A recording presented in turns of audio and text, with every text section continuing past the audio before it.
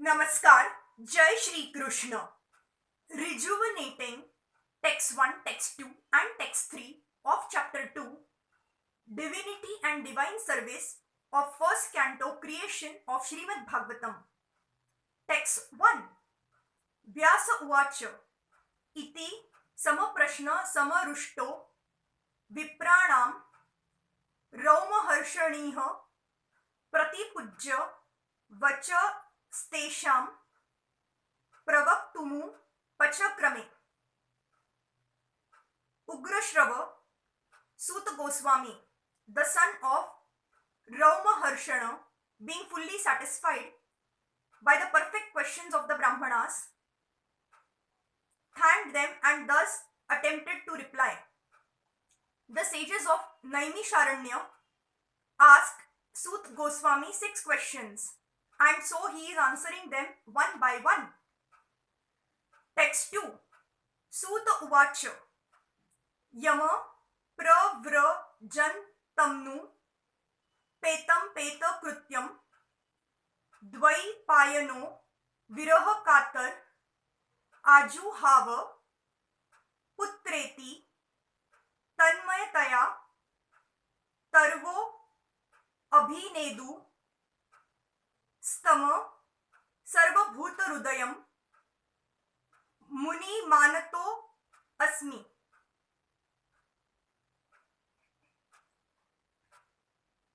Srila Suta Goswami said, "Let me offer my respectful obeisances unto that great sage Shukdev Goswami, who can enter the hearts of all." When he went away to take up the renounced order of life sannyas, leaving home without undergoing reformation by the sacred thread or the ceremonies observed by the higher castes, his father Vyasdev, fearing separation from him, cried out, "O my son, indeed, only the trees which were absorbing in the same feelings of separation echoed in response to the bereaved father. The institution of Varna and Ashram prescribes many regulative duties to be observed by its followers. Such duties enjoin that a candidate willing to study the Vedas must approach a bona fide spiritual master and request acceptance as his disciple. The sacred thread is the sign of those who are competent to study the Vedas from the Acharya or a bona fide spiritual master. Srila Shukdev Goswami did not undergo such purificatory ceremonies because he was a liberated soul from his very birth. Generally, a man is born as an ordinary being, and by the purificatory processes, he is born for the second time. When he sees a new light and seeks direction for spiritual progress, he approaches a spiritual master for instruction in the Vedas.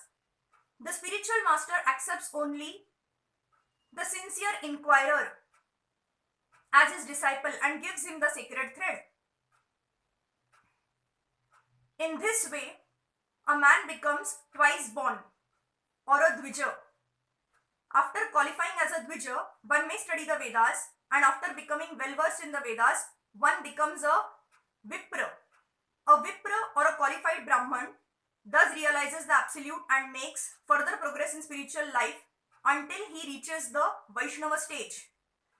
The Vaishnava stage is the postgraduate status of a Brahman. A progressive Brahman must necessarily become a Vaishnava, for a Vaishnava is a realized person, learned Brahman. Srila Shukdev Goswami was a Vaishnava from the beginning. Therefore, there was no need for him to undergo all the processes of the Varnashrama institution. Ultimately, the aim of Varnashrama Dharma is to turn a crude man into a pure devotee of the Lord or a Vaishnava.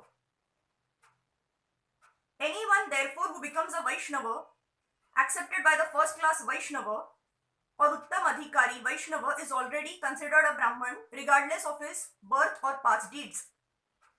Sri Chaitanya Mahaprabhu accepted this principle and recognized Srila Haridas Thakur as the Acharya of the holy name, although Thakur Haridas appeared in a Mohammedan family.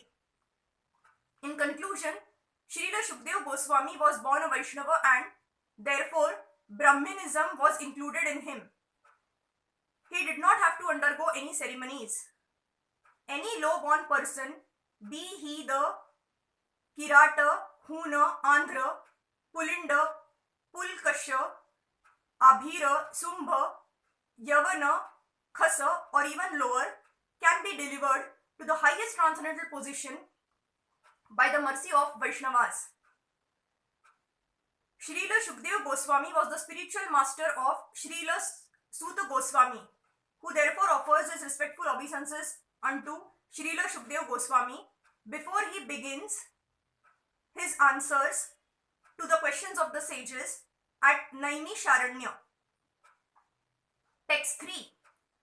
Yaha Swanu Bhavam Khila Shruti Sar Meka Madhyatma Deepa Mati Titira Shatam Tamo Andham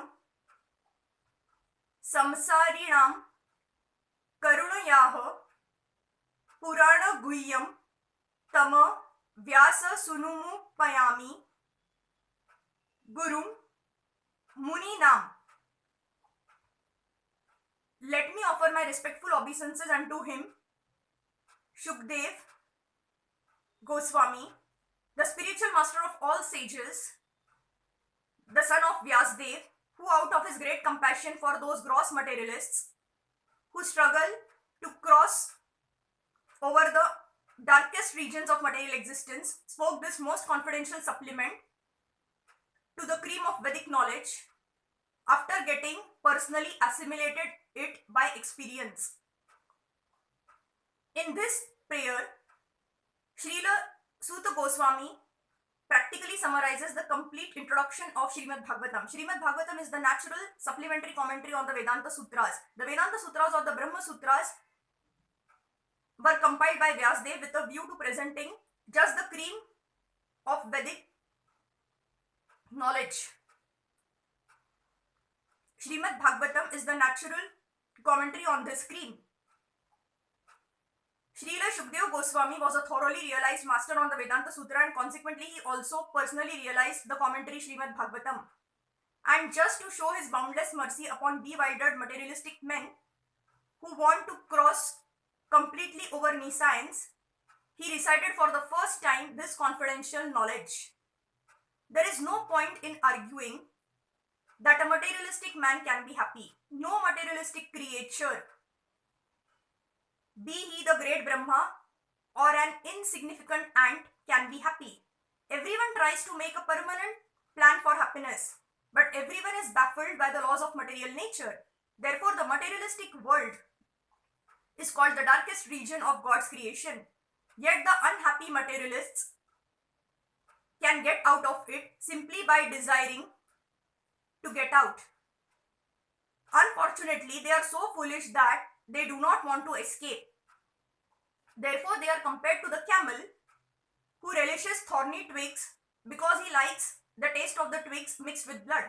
He does not realize that it is his own blood and that his tongue is being cut by the thorns. Similarly to the materialist, his own blood is as sweet as honey, and although he is always harassed by his own material creations, he does not wish to escape.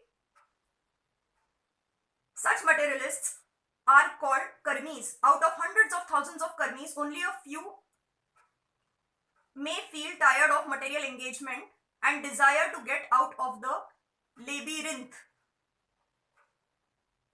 Such intelligent persons are called jnanis. The Vedanta Sutra is directed to such jnanis. But Srila Vyasadev, being the incarnation of the Supreme Lord, could foresee the misuse of the Vedanta Sutra by unscrupulous men, and therefore he personally supplemented the Vedanta Sutra with the Bhagavad Puran. It is clearly said that this Bhagavatam is the original commentary on the Brahma Sutras. Srila Vyasadev also instructed the Bhagavatam to his own son, Srila Shukdev Goswami, who was already at the liberated stage of transcendence. Srila Shukdev realized it personally and then explained it. By the mercy of Srila Shukdev Goswami, the Bhagavad Vedanta Sutra is available for all those sincere souls who want to get out of material existence. Srimad Bhagavatam is the one unrivaled commentary on Vedanta Sutra. Shripad Shankaracharya intentionally did not touch it because he knew that the natural commentary would be difficult for him to surpass. He wrote his Shariraka Bhashya and his so-called followers deprecated the Bhagavatam as some new presentation. One should not be misled by such propaganda directed against the Bhagavatam by the Mayavadi school. From this introductory shlok, the beginning student should know that Srimad Bhagavatam is the only transcendental literature meant for those who are Paramhamsas and completely freed from the material disease called Malais. The Mayavadis are envious of the personality of Godhead despite Shripad Shankaracharya's admission that Narayan, the personality of Godhead, is above the material creation. The envious Mayavadi cannot have access to the Bhagavatam. But those who are really anxious to get out of this material existence may take shelter of this Bhagavatam because it is uttered by the liberated Srila Shukdev Goswami. It is the transcendental torchlight by which one can see perfectly the transcendental absolute truth realized as Brahma, Paramatma and Bhagwan. Thank you.